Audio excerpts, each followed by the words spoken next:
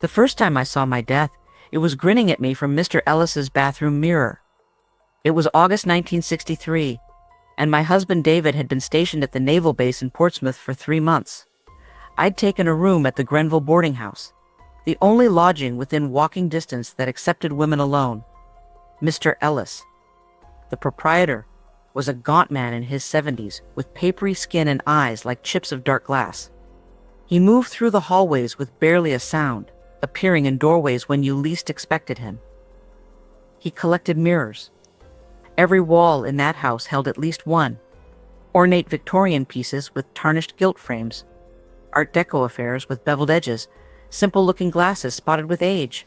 Some were so old the silver backing had begun to peel away, creating dark patches where your reflection simply disappeared. Mr. Ellis claimed they were investments, but the way he looked at them, the way his fingers traced their frames with something like hunger, suggested a different kind of interest. Mirrors, remember, he told me once, appearing behind me as I studied a particularly Baroque piece. His breath smelled like copper and old paper. They hold more than reflections. They hold moments, possibilities, other versions of ourselves that might have been. I'd laughed nervously and hurried to my room. The dinner party was his idea. He hosted one every month for the tenants. A stuffy affair with overcooked roast and thin wine. There were 5 of us that night. Myself, 2 elderly sisters, a traveling salesman named Porter, and Mr. Ellis himself. The dining room was the most heavily mirrored space in the house, surrounded by reflections of reflections, creating an infinite regress of candlelit faces. I drank too much wine trying to calm my nerves. The mirrors made me dizzy, all those versions of myself watching from slightly different angles, and Mr. Ellis kept staring at me throughout dinner with an intensity that made my skin crawl. Not in a lecherous way. It was worse than that. He looked at me the way a collector examines a rare specimen, the way a butcher studies meat. Halfway through dessert, I excused myself to use the washroom. The bathroom was on the first floor, down a narrow hallway papered in faded damask. A single bulb flickered overhead, casting uncertain light. The mirror above the sink was enormous, easily 6 feet tall, framed in black wood carved with strange symbols I couldn't quite decipher. I'd avoided this particular mirror before. Something about it always felt wrong, too watchful. But the wine had dulled my instincts. I turned on the tap, splashed cold water on my face. When I looked up, patting my cheeks dry with a hand towel, the woman in the mirror wasn't quite me. She had my features, my brown hair pinned in the same style, my green dress. But her face was wrong. Older. Not by years, but by decades, as if I was seeing myself at 90 rather than 32. Her skin hung loose on her bones, her eyes were rheumy and yellow, and when she smiled, God, when she smiled. Her teeth were brown stumps and gray gums. But it was her expression that froze my blood. She looked delighted, triumphant. And she was mouthing words I could somehow hear inside my skull. I know what you did. I know about the baby. I know about Chicago. I know everything. I stumbled backward, dropping the towel. The overhead bulb flickered violently. When it steadied, my reflection was normal again. Just me, pale and shaking, my hand pressed against my racing heart. But in the corner of the mirror, barely visible in the shadows, I saw another figure. Mr. Ellis, standing behind me. Except he wasn't actually there when I spun around. The hallway was empty. In the reflection, he was smiling. I ran back to the dining room, mumbling apologies about feeling unwell. The other guests looked at me with concern, but Mr. Ellis's expression never changed. That same measuring stare, now tinged with something that might have been satisfaction. The mirrors can be overwhelming, he said quietly, especially the old ones. They show us things we'd rather not see. Truths we've buried, futures we fear. I don't know what you mean, I managed, but my voice shook. Don't you? He tilted his head, and for a moment his face seemed to blur and shift. The mirror remembers, Mrs. Ashford. And what it remembers, I remember. What it knows, I know. The traveling salesman laughed uncomfortably. You're frightening the poor woman, Ellis. But Mr. Ellis ignored him, his dark eyes locked on mine. You should be more careful, he said. Mirrors are doorways, you understand. And once something sees you, truly sees you, it's very difficult to make it look away. I left immediately after, claiming a migraine. But as I climbed the stairs to my third-floor room, I caught glimpses in every mirror I passed. That aged version of myself, always watching, always smiling. And behind her, Mr. Ellis's shadow, longer and darker than any shadow should be in lamplight. That night, I locked my door and covered the small vanity mirror in my room with a sheet. But I could feel something watching me through the fabric. Patient, hungry, waiting for me to look. In my dreams, I stood in a room made entirely of mirrors, infinite reflections stretching in all directions. And in every single one, I was screaming. When I woke, my throat was raw, and there were handprints on the inside of my window, pressed against the glass as if something had been trying to get in, or get out. The accident started 3 days after the dinner party. Small things at first. I'd trip on stairs I'd climbed 100 times. My coffee mug would slip from my fingers for no reason. The gas on my hot plate would turn itself on while I was out, filling my room with the stink of unlit fuel. Each time, I'd catch a glimpse in a mirror. Any mirror, even shop windows or the chrome of a passing car. Of that aged version of myself, watching with that same triumphant smile. I stopped going to the communal bathroom, started washing at my sink, careful never to look directly at the vanity mirror even though I'd kept it covered. But the sheet would slip during the night, huddled on the floor by morning, and I'd wake with the certainty that something had been watching me sleep. David came to visit on the weekend. I must have looked terrible because his first words were, "Christ, Helen, have you been eating?" We walked to a cafe for lunch, and I tried to explain what was happening. The dinner party, the bathroom mirror, the feeling of being watched. He listened with growing concern, but I could see him reaching the obvious conclusion. That the isolation was getting to me. That I needed to come stay on base. He was so rational, so grounded in the solid world of ships and duty rosters. How could I explain that something was following me through reflections? We passed a shop window on our way back to the boarding house. I saw it in the glass. Not my reflection, but hers. That ancient doppelganger standing directly behind David. Her hand was reaching for his shoulder, fingers elongated and wrong, nails like yellowed claws. I jerked David aside just as a delivery truck mounted the curb where he'd been standing. It crashed into the shop window with a sound like the world ending, glass exploding outward in a crystal wave. We were showered with fragments, superficial cuts on our hands and faces, but alive. The driver was hysterical, swearing his steering had locked. But I'd seen what really happened. In that moment before the truck veered, I'd seen her, my doppelganger, smile and turn the wheel. David insisted I pack my things and leave immediately. But when we returned to the boarding house, Mr. Ellis was waiting in the entrance hall. He looked older than I remembered, more skeletal, his skin stretched tight across his skull. "Leaving us so soon, Mrs. Ashford." His voice had a strange echo, as if he was speaking from somewhere deeper than his throat. "But we've only just begun to know each other. My wife is checking out," David said firmly, his Navy officer voice. Mr. Ellis smiled. "Of course. I'll prepare her bill. But perhaps the commander would like a tour first. I have some remarkable pieces." "No, thank you," I said quickly, grabbing David's arm. But Mr. Ellis was already moving down the hallway, and David, damn his curiosity, was following. "Just a quick look, Helen. You gather your things." I wanted to scream, to drag him back, but he was already disappearing around the corner.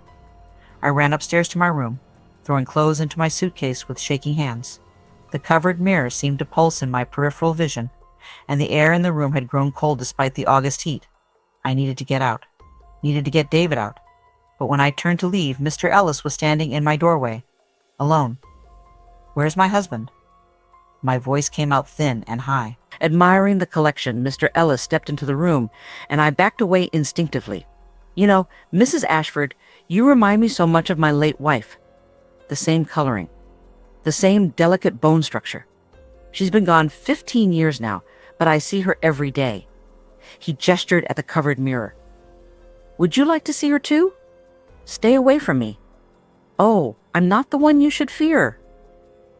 His smile widened, impossibly, the corners of his mouth reaching past where they should stop. "The doppelganger is hungry. She's been waiting in the glass for so long, wearing my face, learning my secrets. And now she's chosen you. Once she knows everything about you, every memory, every shame, she can step through and take your place. She'll live your life, and you'll be trapped in the reflection, watching while she wears your skin. The sheet fell from the mirror behind me.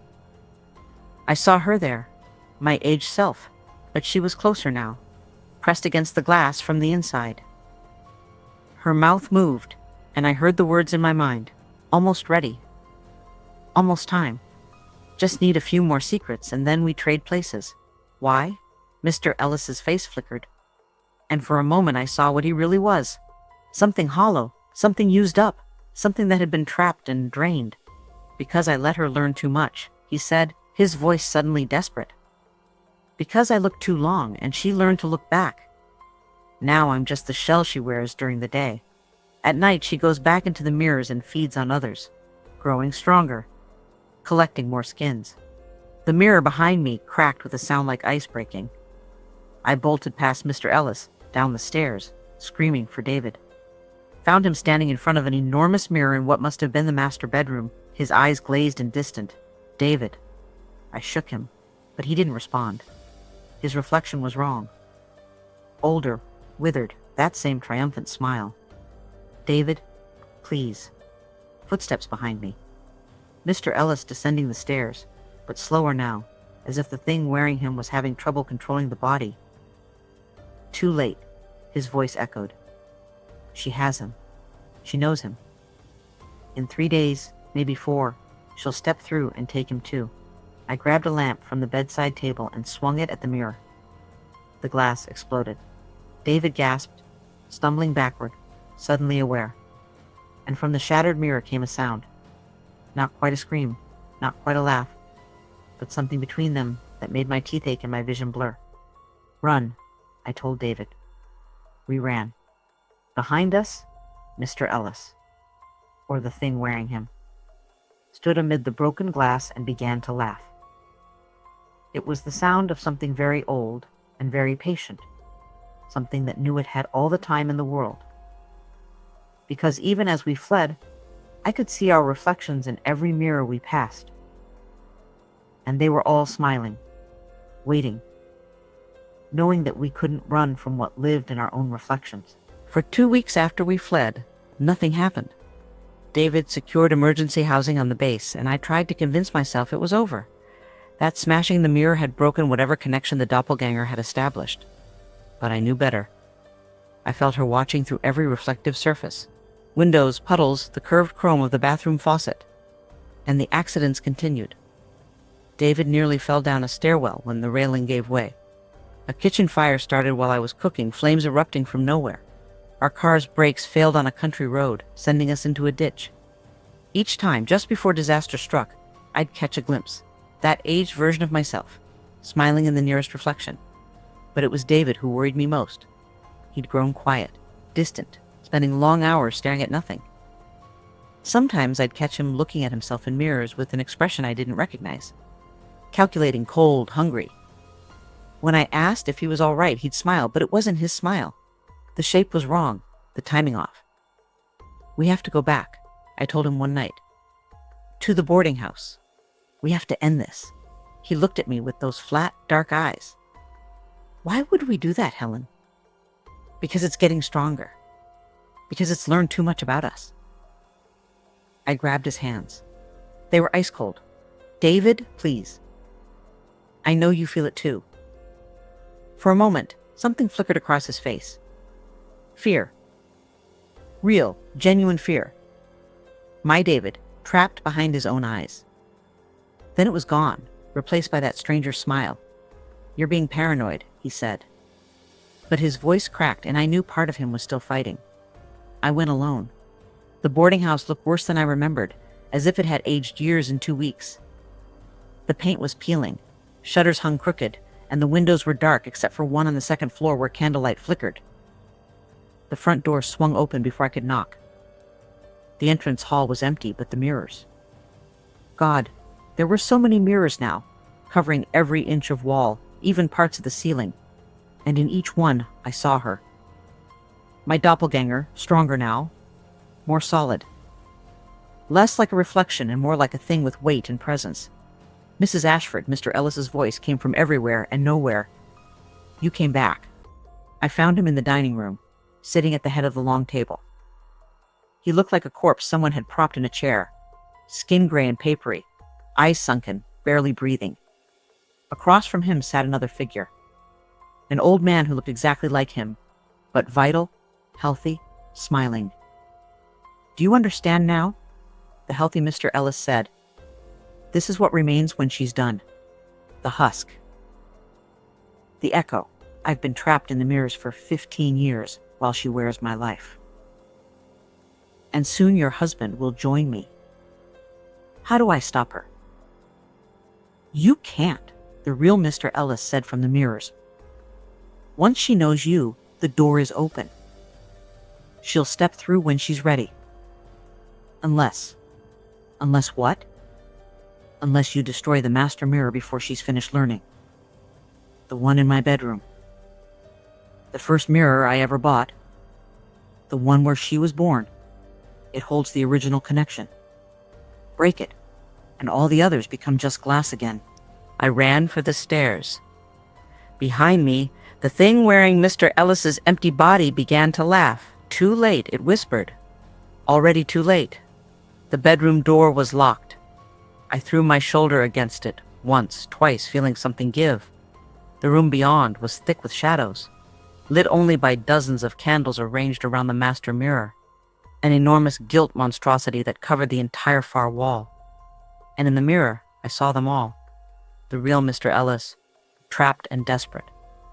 My doppelganger, ancient and grinning. And David, my David, screaming behind the glass while his reflection stood in our kitchen, waiting to take his place completely. Hello, Helen, my doppelganger said. I know everything now. Your childhood, your sins, that baby you lost in Chicago, every secret shame. I know what it's like to be you, which means I can be you. She pressed her withered hands against the glass from the inside. All I have to do is step through. The mirror rippled like water. I grabbed the nearest candelabra and swung it with everything I had. The impact sent shockwaves through the glass. Cracks spider-webbed across the surface, and from the breaks came sounds. Screaming, laughing, crying, all the voices of everyone who'd ever been trapped. The doppelganger's face contorted with rage. No, she shrieked. I was so close. I swung again. Again. The glass shattered in great cascading sheets, and something rushed out. Not wind, but presence. The accumulated weight of all those stolen lives.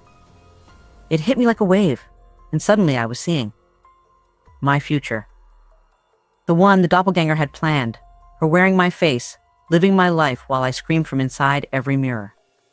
Watching her kiss David with my lips, age with my body, die with my name. But there were other futures too, fracturing and splitting like the broken mirror. Possibilities, choices.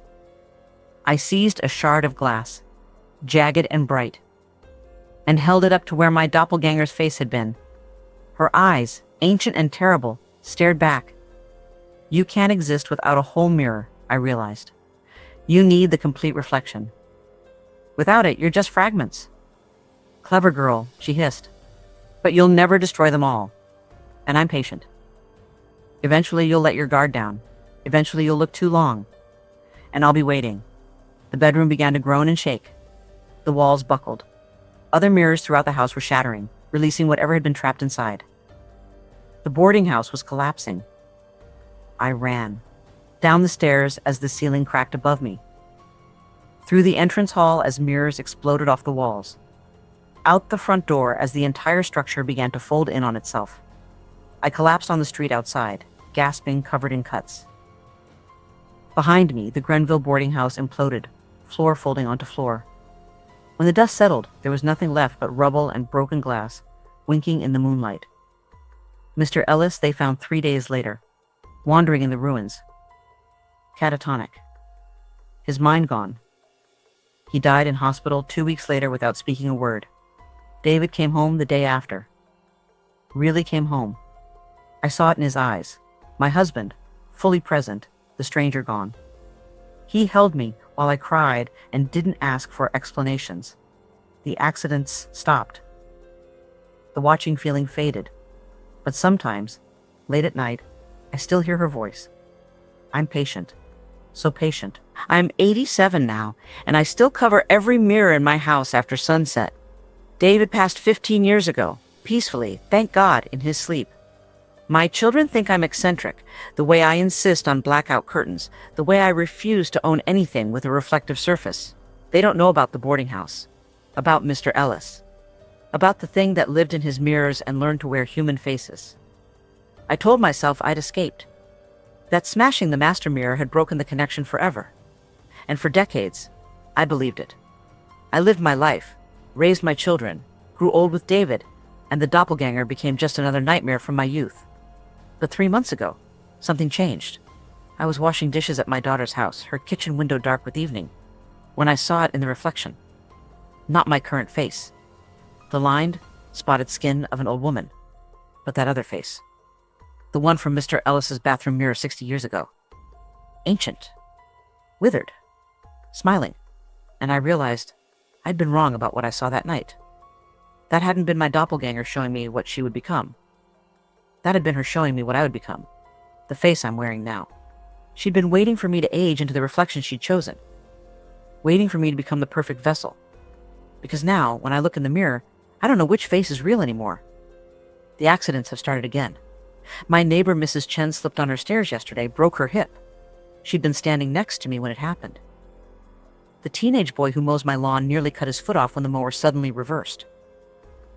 I'd been watching from my kitchen window, and in the glass, I swear I saw my reflection smile before it happened. Yesterday, a young woman moved into the house across the street.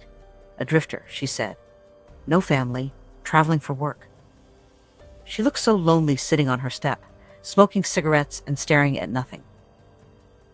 Last Tuesday, I invited her to dinner. I didn't plan to.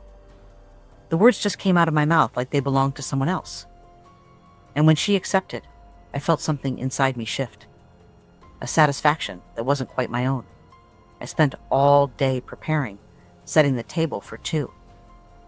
But when I looked up from arranging the plates, 3 places were set. I live alone. The young woman makes 2. So who's the 3rd seat for? In my hallway mirror. The one I haven't been able to cover because every time I throw a sheet over it, I find it folded neatly on the floor by morning. I saw her. My doppelganger. But she's not behind the glass anymore. She's standing next to me. In the real world. Wearing my face exactly as I wear it now. Wrinkled and spotted and old. And I can't tell which one of us is the reflection that finally stepped through. There's a knock at the door. The young woman arriving for dinner. I check my reflection in the hallway mirror before I answer. I look normal. Just an old woman with kind eyes and a warm smile. But my reflection, she's smiling differently. Wider. Wrong. Or maybe I'm the one smiling wrong, and my reflection is trying to warn me. I open the door. The young woman steps inside, and I hear myself say, I'm so glad you came. I've been so lonely since my husband died. It's nice to have company. But I didn't choose those words. They just came out smooth and rehearsed, like lines someone else wrote for me to speak. The young woman follows me to the dining room. 3 plates wait on the table. She doesn't comment on the extra setting. Maybe she can't see it. Or maybe she sees a different 3rd place than I do. As we eat, I watch her reflection in the china cabinet glass. It moves exactly as she does. Perfect synchronization. But I remember a time when mine didn't. When my reflection smiled before I did, blinked at the wrong moment, reached for things I hadn't touched. When did it start matching again? When did I stop noticing the discrepancy? The young woman is talking about her travels, her loneliness, her lack of close connections. Such a perfect victim. Mr. Ellis would have invited her to his boarding house, shown her his collection, waited for the mirrors to learn her secrets. But Mr. Ellis is dead. The boarding house is rubble. The master mirror is shattered. So who am I feeding tonight? In the china cabinet's reflection, I see the third chair pull back. See something sit down in it. Formless, shadowy, wrong. The young woman doesn't react. She can't see it. But I can. I've always been able to see what lives in reflections. Or maybe I've always been what lives in reflections and I just forgot. There's a shard of glass in my pocket. A piece from Mr. Ellis's master mirror that I kept all these years. I reach for it now, feeling its sharp edges bite into my palm. If I'm the real Helen, I should be able to use it to see the truth. If I'm the doppelganger, it should hurt me. The glass feels warm in my hand, welcoming. The young woman has stopped talking. She's staring at me with wide eyes. Mrs. Ashford? Are you all right? I don't know. I hear myself say, I don't know who I am anymore. In every reflection around the room, the china cabinet, the window glass, the polished silver, I see different versions of myself. Old and young, smiling and screaming, solid and transparent. And in all of them, that shadow sits in the third chair, patient and hungry and eternal. The mirror remembers, Mr. Ellis told me once. And what it remembers, I remember. Now I understand. The doppelganger didn't just want to take my place. She wanted me to forget I'd ever been anyone else. Wanted me to become her so completely that the transition would be seamless. 60 years of wearing my life, living my memories until Helen Ashford and the thing from the mirror became indistinguishable. The young woman is standing now, backing toward the door. She sees something in my face that frightens her. Smart girl. I'm sorry, I tell her. I'm so sorry. You should go. She runs. The door slams. I'm alone again. Except I'm never alone. In the china cabinet glass, the shadow remains, sitting patiently in the third chair. Waiting. I hold up the shard of mirror, look into it with both eyes, see my reflection fractured and multiplied across its broken surface. Which face is real? Which one stepped through all those years ago? Did the real Helen Ashford escape? Or did she die in that boarding house and something else walk out wearing her skin? The shard shows me the truth. There's no difference anymore. We merged so slowly I never noticed.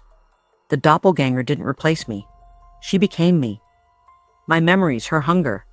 My body, her ancient patience. My life, her endless need to feed. And now I'm looking for the next mirror. The next victim. The next face to wear when this one becomes inconvenient. I set the table for one tomorrow night. Just me and my reflection, comparing notes, deciding who we'll invite next. Who will learn. Who will become. The mirror remembers everything. And so do I. Both of me. All of me. The thing I was, and the thing I've become, seamlessly woven into one old woman who covers her mirrors at night because she's afraid of what she might see. Or what might see her. Or what she already is. I carry the shard of glass to my bedroom, place it on my nightstand. In the morning, I'll find it moved. I always do. Every night I put it down. Every morning it's somewhere else. Across the room, in a drawer, under my pillow. Something moves it while I sleep. While part of me sleeps and another part walks. Tonight, I'll dream of the boarding house. Of Mr. Ellis's collection. Of all the mirrors that shattered. And all the things that escaped. And I'll remember, with perfect, terrible clarity, that I wasn't the one who escaped at all. I was one of the things that got out.